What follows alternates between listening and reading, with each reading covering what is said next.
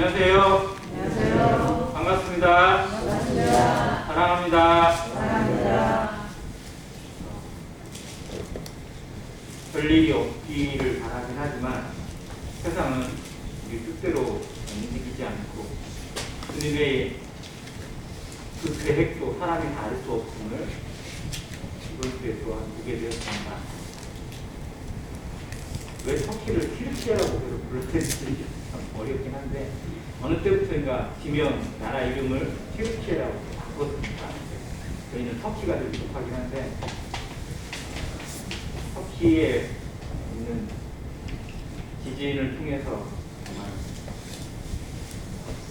하나님께서 예고하셨던 계시록에 나타난 큰 지진은 얼마나 무서울까 하는 생각을 또 새롭게 한번 해봤습니다. 오늘 그 사망자 숫자 낮에 최종 집계를 8,100명 정도가 집계됐었는데 아직도 얼마나 많은 사람이 묻혀져 있는지 부상자가 얼마나 되는지 알 수 없기 때문에 한 2만 명 정도의 사망자가 나올 거라고 예상을 합니다. 정말 말이 2만 명이지 얼마나 끔찍한지 한번 보게 됩니다. 오늘 든 생각이 뭐냐면 우크라이나 전쟁이 지금 1년 됐거든요. 2월 24일 날 발발을 했으니까 1년 되었는데 전쟁이 무서우세요? 지진이 무서우세요? 전쟁이 되게 무서운 줄 알았는데 지진 딱 나고 나니까 전쟁은 아무것도 아닌 것 같아요. 그러니까 전쟁은 사람이 막을 수 있어 없어요? 그러니까 전쟁이 나는 걸 사람이 막을 수도 있고 전쟁 중에 서로 노력하면 얼마든지 멈출 수도 있거든요. 그런데 이 자연재해, 하나님이 주는 자연재해는 사람이 막고 싶어도 막을 수 없고 알고 싶어도 알 수 없고 오히려 그 지진 나기 한 10분 전에 새들이 막 난리치고 했던 영상 보셨어요? 저기 부근에 있던 새들이 막 소리를 막 질러대면서 날아다니고 막 움직이고 그렇게 난리를 쳤어요. 그래서 이상해서 사람이 그걸 찍었는데 바로 그 뒤에 지진이 그런 상황을 보면 사람은 지진을 감지할 수가 없대요. 일어난 것은 감지할 수 있는데 예측은 할 수가 없대요. 왜? 땅속의 상황을 아무리 파악하고 싶어도 파악할 수가 없다는 겁니다. 그런데 오히려 그 자연에 있는 새들은 그런 걸 감지할 수 있는 능력을 하나님께서 주신 것이 아닌가 하는 생각을 해보면서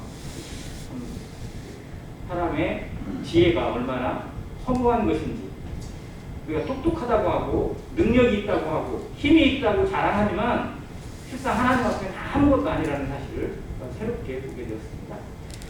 그런 마음으로 하나님 말씀에도 창념하는 성도가 되길 바라고 오늘 야고보서 2장 초반부를 통해서 하나님의 뜻을 한번 분별하기 원합니다. 야고보서 2장입니다.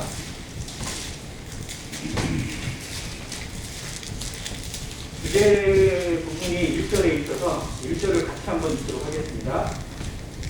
시작.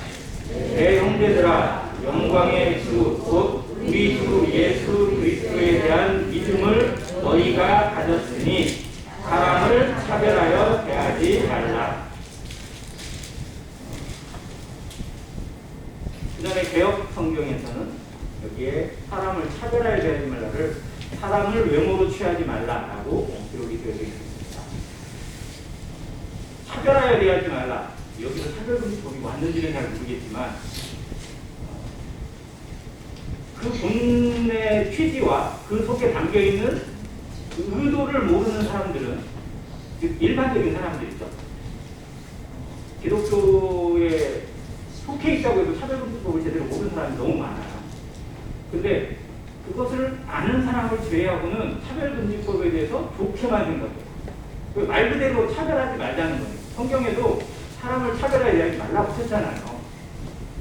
차별금지법이 오히려 하나님의 말씀에 맞는 것처럼 여겨진단 말입니다. 그런데 그 차별금지법 속에 들어있는 독소조항이 무엇인지를 제대로 알고 나면 그것이 사단 마귀의 농간이고 복음을 회방하고 교회를 무너뜨리려고 하는 무서운 관계가 숨겨져 있음을 알 수밖에 없습니다.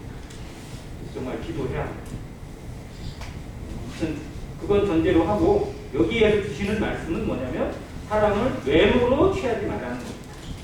겉모습이나 그가 가지고 있는 배경이나 부와 명예나 권력이나 이것 때문에 사람을 차별하는 일이 교회에서는 절대 있어서는 안 된다는 것입니다.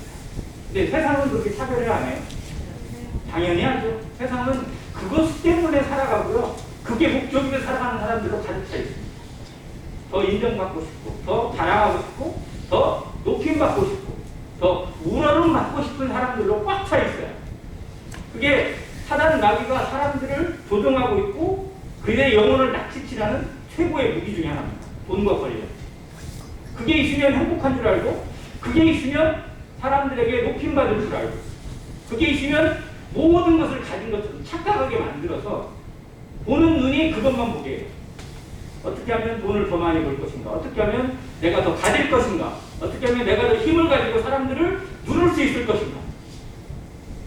근데 그것의 결과가 무엇인지, 왜 하나님께서 이것에 대해서 이렇게 말씀하신지를 안다면 성도들은 삶의 본질이 바뀌어야 되고 삶을 바라보는 시각이 바뀌어야 돼요.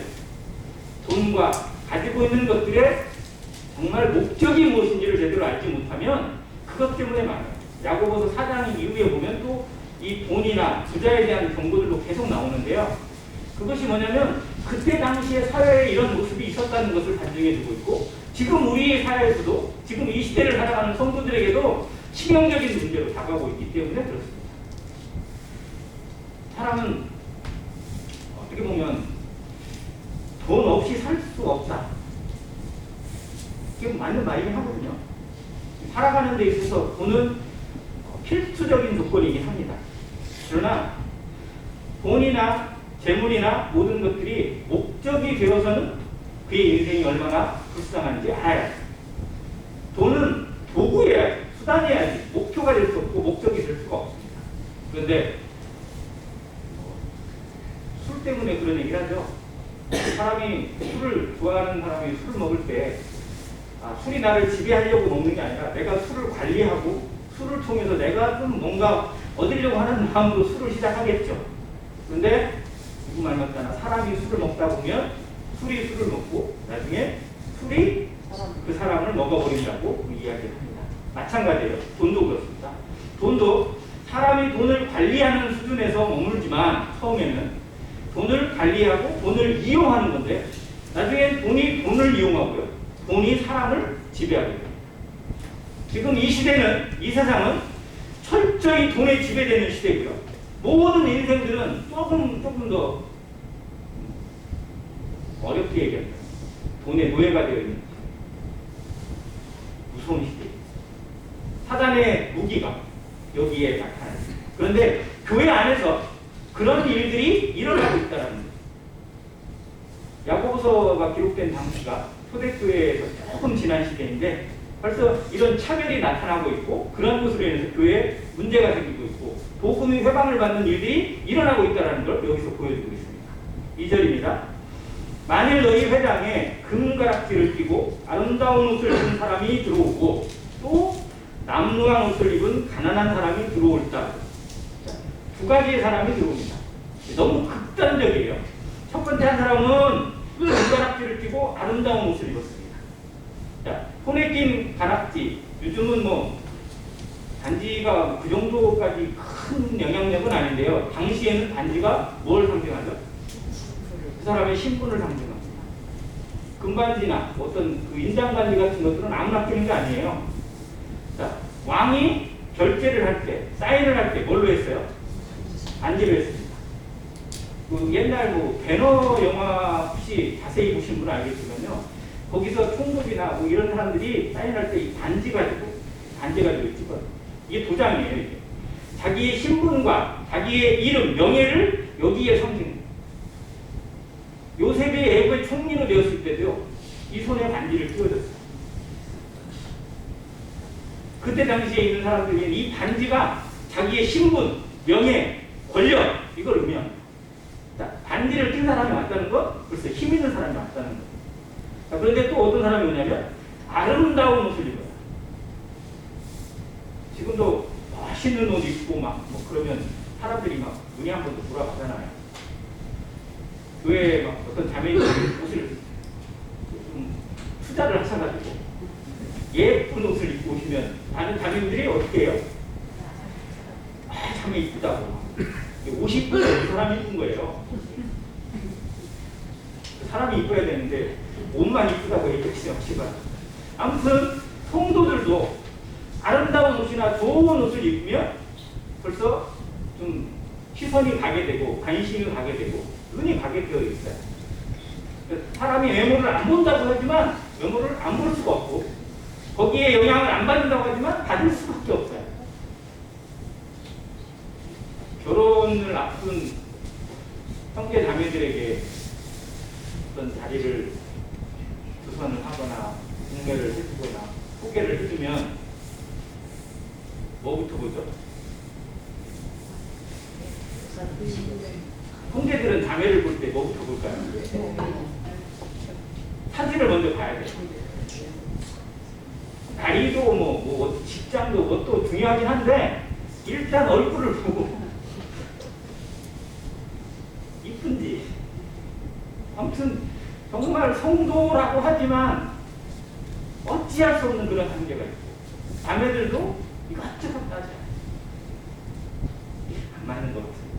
도대체 뭐가 안 맞는 건지를 모르겠는데 아무튼 그 기준이 정말 알게 모르게 여기에 들어와 있습니다. 부인할 수 없는 사실이고요. 부끄러운 것. 그래도 나는 그래도 좀 많이 정말로 성도들도 한번 잘 돌아봐. 나는 정말 외모로 사람을 판단하거나 어떤 것으로 그 사람을 비교하거나 이러진 않았습니다.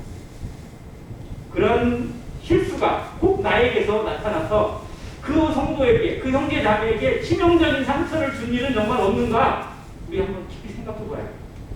하나님이 그 일에 대해서 얼마나 마음 아파하고 예수 그리스도께서 얼마나 찢어지는 고통을 느끼셨을 것인지 한번 생각해 봐요.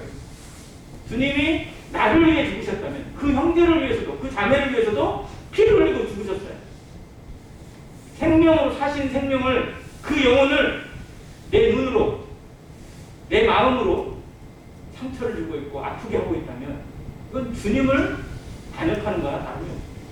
교회에 이런 일이 일어난다는 건 부끄러운 일이고 결코 있어서는 안 되는 일인데 알게 모르게 유야무야 이런 일들이 일어날 수 있다는 거죠. 바로 야곱 시대에 이런 일이 일어나고 있었잖아요. 누구든지 좋은 신분과 좋은 위치 가운데서 좋은 옷을 입는 것을 선호할 것입니다. 그러나 그렇게 하고 싶어도 할 수 없는 것. 하나님이 그에게 주시는 환경 속에서 그런 것이 허락되지 않는 사람들도 훨씬 많았어요. 당시에는 로마 지배하에서 사람들의 50%가 노예였습니다. 교회 안에 훨씬 더 많은 사람들이 노예의 신분 가운데서 하나님을 섬기고 성도들을 섬기고 복음을 위해서 살았던 사람들이 더 많았어요. 당연히 가진 것이 없고 좋은 옷을 입을 수 없고 정말 어찌할 수 없는 그런 환경 가운데 있는 성도들도 정말 많았다는 겁니다. 그런데 그런 성도를 바라보는 시각이 비교하고 판단하고 무시하는 것이라면 하나님 절대 안. 두 번째 사람에 어떻게 비교했냐면 남루한 옷을 입은 가난한 사람. 이거를 원어적인 영역에서 풀어보면요, 남루한 옷을 누추한 옷이라고 되어 있었는데 누가 입는 옷일까요?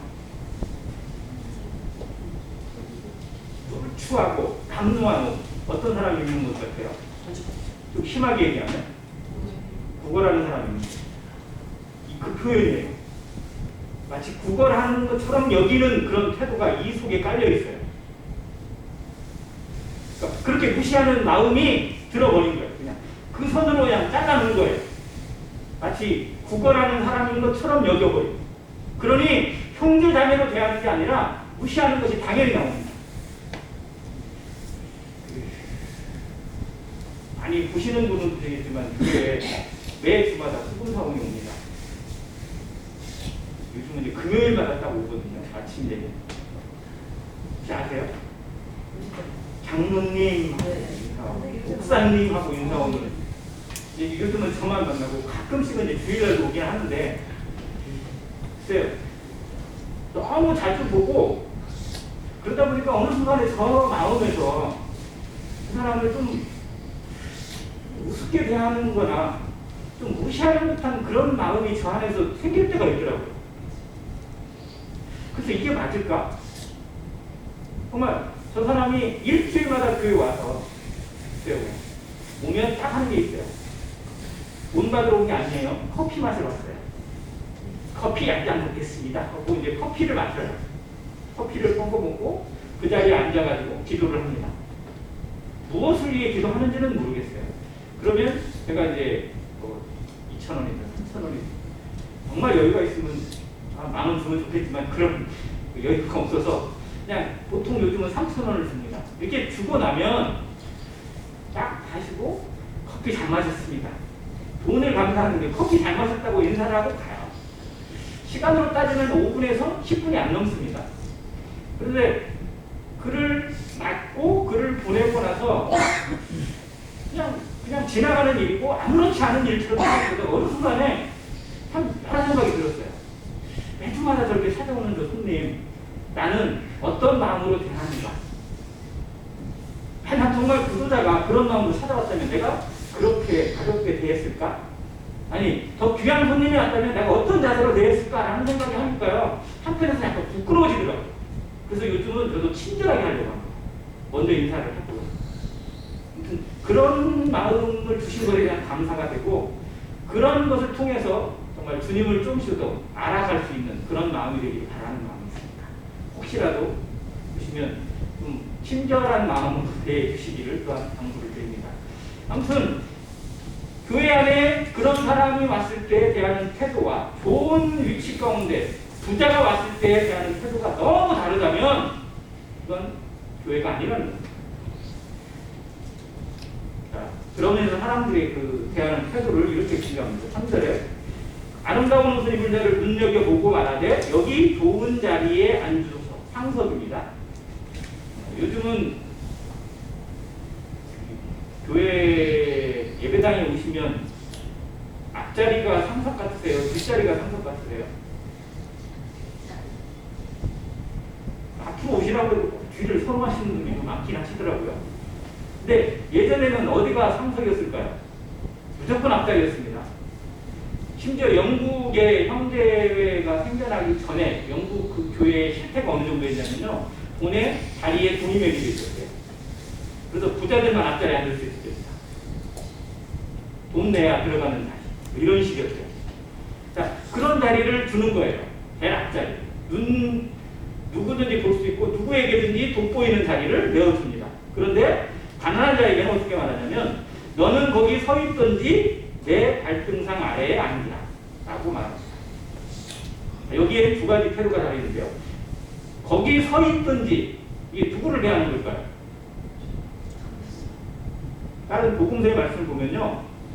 주인이 종에게 하는 거예요. 넌 내가 뭐 할 때까지 서 있어라. 그리고 밥 차려와라. 그게 실제로 철저한 종의 자세예요. 너는 그냥 종처럼 서 있든지 너 여기서 뭐 할 거야? 뭐 이런 태도에 불과하는 거예요. 자, 그런 태도가 얼마나 무서운지 보게 됩니다. 또 내 발등상 아래에 앉으라는 것이 무엇을 의미하냐면요. 정복자가 포로를 다루는 자세를 의미해요.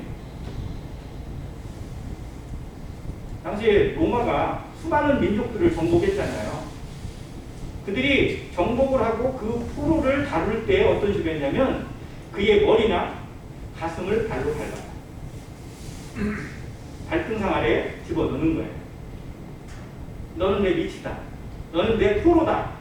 너희들은 내 것이다. 이런 의미예요. 그런데 그런 세상에서 이루어지고 있고 로마 군대에서나 이루어지는 일들이 교회 안에서 성도들 사이에 그런 마음으로 일어나고 있다면 이건 하나님의 뜻이 아니라는 겁니다. 정말 하나님이 제일 싫어하고 참을 수 없는 것이 영혼을 무시하는 겁니다. 너희끼리 서로 차별하여 악한 생각으로 판단하는 자가 되는 것이 아니냐라고 경고하십니다. 자, 5절에 내 사랑하는 형제들아 들을지어다. 야고보서에 내 사랑하는 형제들아, 내 형제들아 라는 표현이 무려 15번 나온다고 했습니다. 정말로 무슨 일이 있을 때 전화를 시킬 때마다 야고보는 그의 마음을 다해서 그 형제들을 향한 자기의 마음을 진정을 표현해주고 있어요. 내 사랑하는 형제들아 들을지어다. 생각해보라는 겁니다. 하나님이 세상에서 가난한 자를 택하사 믿음에 부유하게 하시고. 어디서 많이 나온 표현이죠? 앞에 있는 고린도전서 1장 26절부터 29절을 보면 하나님의 부르심을 보라. 우리 가운데 부한 자들이 없고 뭐한 자가 없고, 이게 하나님께서 약한 자들을 택해서 강한 자들을 부끄럽게 하시고, 없는 자들을 택해서 있는 자들을 부끄럽게 하시고, 세상에 천한 것들과 가난한 자들을 택해서 세상에 부유한 것들을 부끄럽게 하신다고 하십니다. 하나님의 경륜입니다. 하나님의 뜻입니다. 자기가 있다고, 내가 힘 있다고, 내가 뭐가 있다고 자랑하는 사람 결단코 하나님 앞에 온전하게 설 수 없다는 것을 철저하게 보이시는 말씀입니다. 하나님은 마음을 낮추는 자예요. 그렇게 하시고, 그 마음을 위로하시고, 그 마음을 터치해 주십니다. 마음을 높은 데 두는 그런 모습, 즉 바리새인의 모습이고, 또 당시에 세상을, 유대의 세계를 지배하고 있던 사두개인들의 모습입니다. 그들이 예수님을 어떻게 대했는지 정말 우리가 눈여겨볼 필요가 있어요. 사람들 어떻게 대했는지. 자, 믿음에 부유하게 하셨습니다. 오히려 더 부유한 데 하나님의 능력이 나타나게 하시고, 하나님의 나라가 그런 사람들의 것으로 채우게 하셨습니다.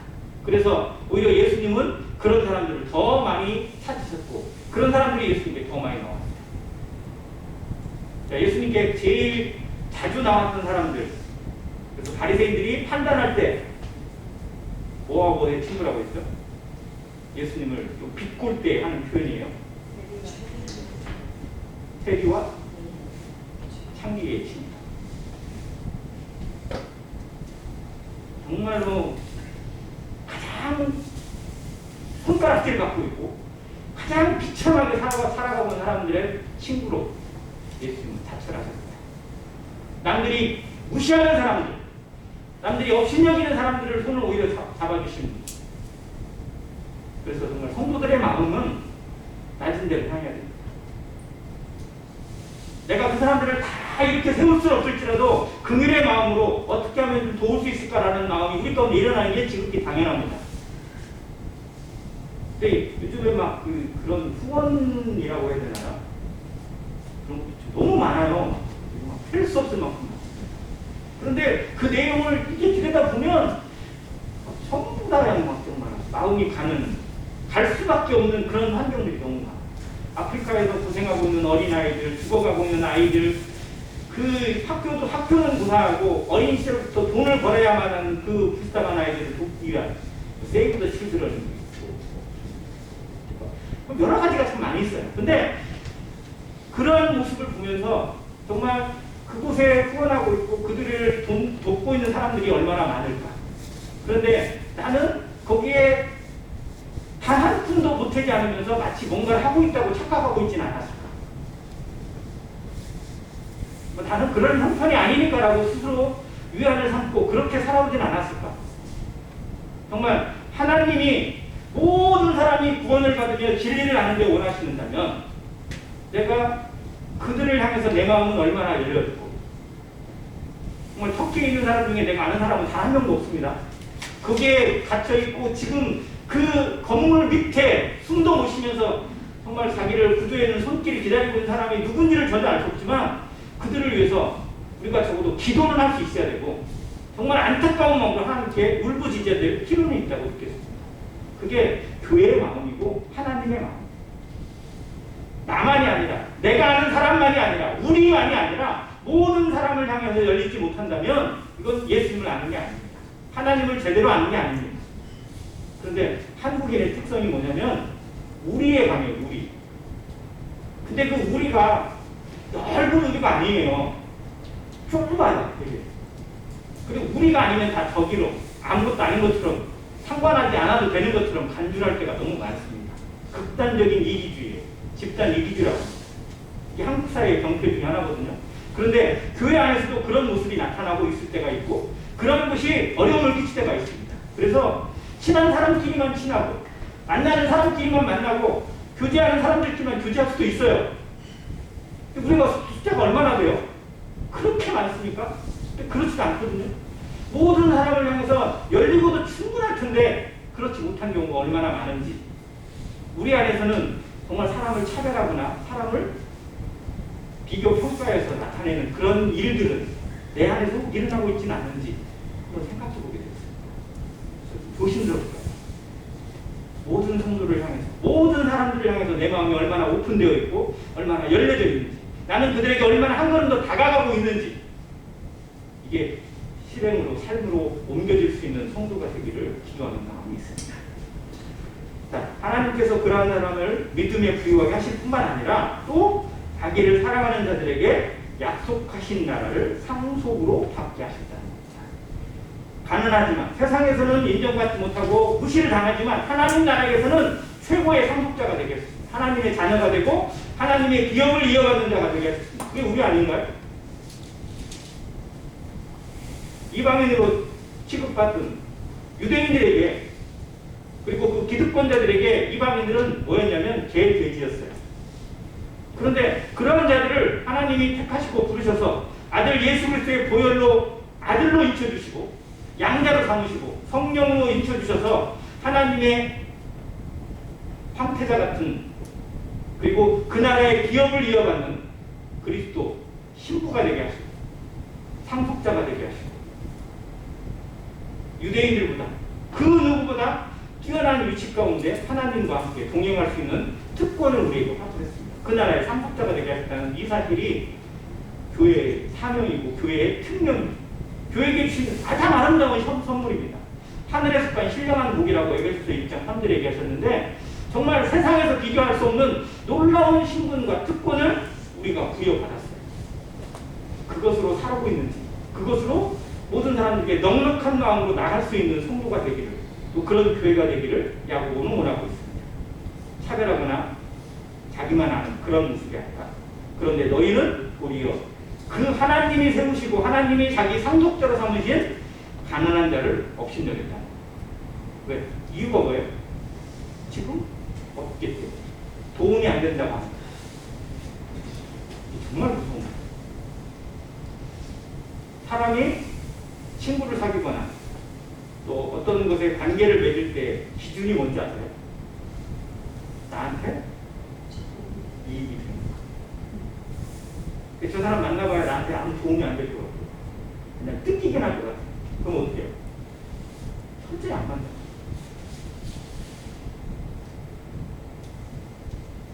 동창회를 딱 갔어요. 딱 가서 막 오랜만에 만난 친구들이랑 막 얘기하는데요. 몇 번 만나잖아요. 그럼 어떻게 되는지 아세요? 쫙 달라져요. 그중에 또 누구에게 더 많이 몰리지 아세요?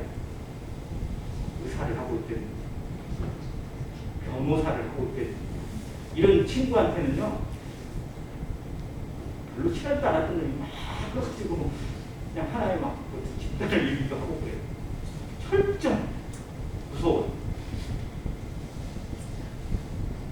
하나님의 교회에서는, 주의 몸된 교회에서는 이런 차별이 정말 마음속에서 일어나지 않기를 간절히 기도해야 돼요. 이것을 위해 진짜 오직 주님의 마음으로 바라볼 수 있어야 돼요. 영혼을 위해서 그 가난한 자든 부자든 가리지 않고 모든 사람들의 생명을 귀히 여기시고 자기의 생명을 드렸던 예수님의 마음으로 모든 영혼을 대하고 성도들을 대하고 세상 사람들을 대할 수 있는 안행교회 성도가 되시기를 간절히 바랍니다. 자, 그러면서 부자에 대한 실태를 알려줘요. 세 가지가 나옵니다. 첫 번째, 부자는 너희를 억압합니다. 여기 나오는 이 부자의 대표적인 사례가 누구냐면요, 바로 그때 당시에 최고의 부를 누리고 있었던 사두개인들이에요. 이들이 관원을 주로 대표하는 사람들입니다.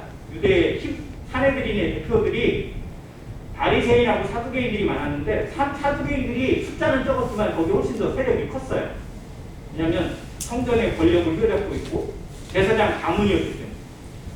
자, 이 사람들이 대표적인데, 이 사두개인들이 주로 어떻게 하냐면 너희를 억압한다. 이 사람들의 태도가 뭐였냐면요, 절대 관용을 베풀지 않아요. 자기 말을 안 듣거나 자기한테 조금이라도 손해를 끼치면 철저하게 응징을 해버렸어요. 한국 식당에 그런 말 있죠. 있는 사람이 어떤다고요? 있는 놈이 강한다고 그러죠. 부자가 넉넉한 게 아니고, 부자가 여유로운 게 아니고 오히려 막 더 철저하지 않은 그런 모습이 사두개인들에게 있었어요. 오히려 가난한 사람들에게 돕는 게 아니에요. 그들의 피를 빨아먹으면서도 더 철저하게 억압하고 그런 게 사두개인들의 모습이었습니다. 또 어디로 끌고 간다고요? 법정으로 끌고 가고. 법으로 해결하겠다는 거예요. 철저하게 계산적이에요. 그리고 7절에 보니까 너희에게 대하여 그 아름다운 이름을 비방하지 아니하느냐. 결론적으로 어떻게 하냐면 가난한 자들이나 백성들이 믿고 있는 아름다운 이름, 그들에게 소망이 되는 아름다운 이름이 누굴까요? 예수 그리스도. 예수 그리스도를 비방합니다. 그리스도의 복음을 비방합니다. 부자들이 자기가 가지고 있는 부와 권세를 가지고 예수님을 어떻게 했어요? 철저하게 공격했고 나중에 재판장으로 끌고 가고 예수님을 강제로 십자가에 못 박게 했던 자들입니다. 마찬가지로 그런 일들이 지금도 너희들 가운데 일어나고 있다. 부자들의 실태에 대해서 제대로 알아야 합니다. 세상을 가지고 있고 세상의 권력자들이 성도들에게, 교회에게 어떠한 모습을 행하는지 똑똑히 알라는 겁니다.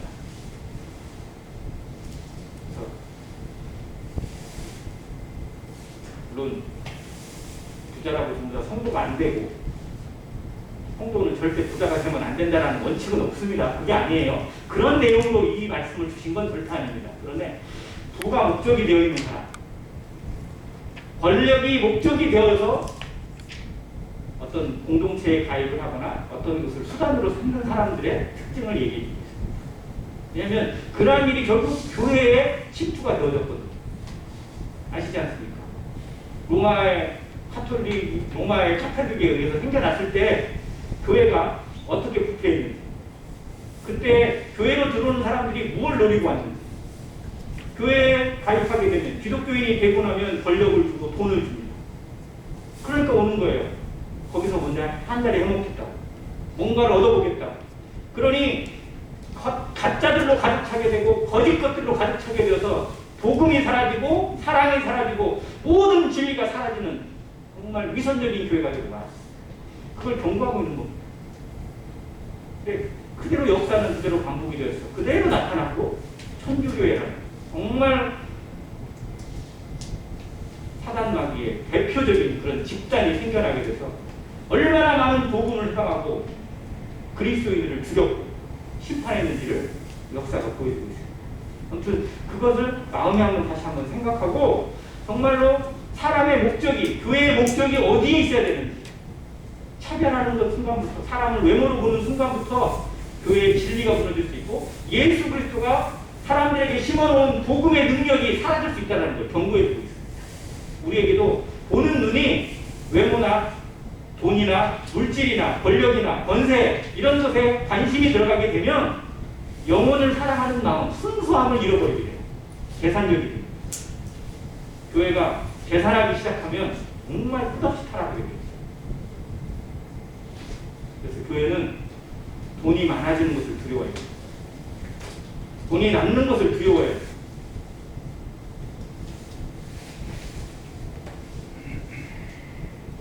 하나님은 돈이 많아지게 되고 돈이 여유가 생기고 돈이 많아지면 정말 가난한 자들을 돌보고 해외 선교사에는 선교사들을 돕고 구제사업을 위해서 힘써야 되는데 엉뚱한 짓거리를 하더라고요. 그러니까 3천억짜리 교회 예배당 건물을 세우지랍니다. 자식한테 그걸 넘겨주기 위해서 온갖 편법을 다 동원하지랍니다. 전 세계에 욕이라는 점은 다 얻어먹고 있는 한국 기독교의 실상을 보면서 그 원인이 어디 있습니까? 돈에 있습니다. 돈을 귀히 여기고 돈을 목적으로 여기게 되는 그런 잘못된 사례로부터 그들이 시작부터 그렇게 하진 않았어요. 적어도 제가 아는 명성교회 김사원 목사가 그렇게 시작은 하지 않았어요. 사랑의 교회가 그렇게 시작은 하지 않았습니다. 그런데 어느 순간에 뭔가 여유가 되어지고 뭔가 많아지고 뭔가 채워졌다고 생각되는 순간부터 서서히 무너져버리는 이 진리의 모습을 보면서 정말로 우리가 무엇을 두려워해야 될지, 내 마음에 그런 것이 쌓이지 않기를 기도해야 되고 정말 영혼으로 바라볼 수 있는, 오직 영혼으로 살아갈 수 있는 그 순수함이 성도에게 있어서 기본이라는 사실을 다시 한번 생각하게 되었습니다. 뒷부분을 조금 더 정리하고 원래 지금 13절까지인데요. 여기에 8절을 잠깐 보겠습니다. 최고의 법이라는 단어가 나옵니다. 최고의 법과 율법을 구분해주고 있는데, 자, 내 이웃 사랑하기를 내 몸같이 하라 하신 최고의 법. 이건 주님께서 주신 새 계명을요, 복음을 통해서, 물론 율법 정신이 이거거든요. 그런데 이걸 확증해 주시고 이것을 그대로 드러나게 하신 것이 예수 그리스도가 세우신 새 계명입니다. 내가 너에게 새 계명을 주노니 서로 사랑하라. 그 뒤에도 있습니다. 내가 너희를 사랑하듯이 너희도 서로 사랑하라. 이게 최고의 법입니다. 하나님의 율법도 결국 이거거든요. 그런데 이 최고의 법을 지키고 그 안에 머무는 것은 정말 잘하는 것인데, 사람을 차별하게 대하는 것은 이 하나님의 율법을 걷어차는 것입니다. 무시하는 거예요. 자기 기준에 살아가는 겁니다. 결국 율법으로 돌아가는 것이나 마찬가지라는 겁니다. 교회가 율법과 관계없이 살아갑니다. 그리고 오직 복음으로 인해서 온전함을 얻었다고 생각하고 다시는 정죄함이 없는 그 가운데 머물지만요, 그 삶에서 이 차별이 일어나게 되고 돈에 노예가 되면 실상은 율법으로 회귀되는 거나 마찬가지입니다. 결국 하나님 앞에 무서운 심판을 자초하게 되는 것이라고 경고해 드리겠습니다. 그러면서 율법 얘기를 계속 해줘요. 율법으로 살아가는 사람들에게는 결국은 이 한 가지를 어기게 되면 모든 율법을 어기는 거나 마찬가지입니다. 결국은 성도가 율법에서 자유하였으면 율법으로 다시 돌아가게 되는 일들, 애굽에서 나왔지만 다시 애굽으로 돌아가는 그런 한심한 모습이 나오게 되는 원인이 어디에 있느냐? 믿음으로 행하지 않는, 행함으로 자신의 삶을 드러내지 못하는 그러한 것에 머물 때 그렇게 될 수 있다는 걸 경고해주고 있고, 14절 이후로부터 행함이 없는 믿음은 죽은 것이라는 것이 그렇게 연결되어 있습니다. 아무튼 삶의 원칙이 어디에 있어야 되느냐? 하나님의 말씀과 그 말씀을 통해서 주신 온전한 사랑의 마음, 즉 내가 너희를 사랑한 것 같이 너희도 서로 사랑하라는 것이 우리 가운데 지켜질 수 있도록 우리 마음을 쳐서 복종시키는 것입니다. 여기에 12절과 13절에 그것을 긍휼이라는 단어로 표현했습니다. 긍휼을 행하지 않는 자에게는 긍휼 없는 심판이 있으리라. 긍휼은 심판을 이기고 자랑하는 말씀도 마감합니다. 긍휼은 자비입니다. 그리고 다른 표현을 하면 사랑입니다. 하나님의 마음입니다. 그리고 여기에 확대되는 말씀으로 뭐냐면 하나님이 주신 복음입니다. 복음으로 행하지 않고 하나님의 마음으로 행하지 않는다는 그런 사람은 결국은 긍휼이 없는 심판을 자초하게 됩니다. 철저한 심판을 받을 수밖에 없어요. 자기 스스로 그렇게 만든 거예요. 자, 성도는 심판이 있을까요? 없을까요? 어디서 봤죠? 한 번 죽는 것은 사람에게 정하신 것이요, 그 후에는 심판이 있습니다. 이건 누구에게나 있습니다.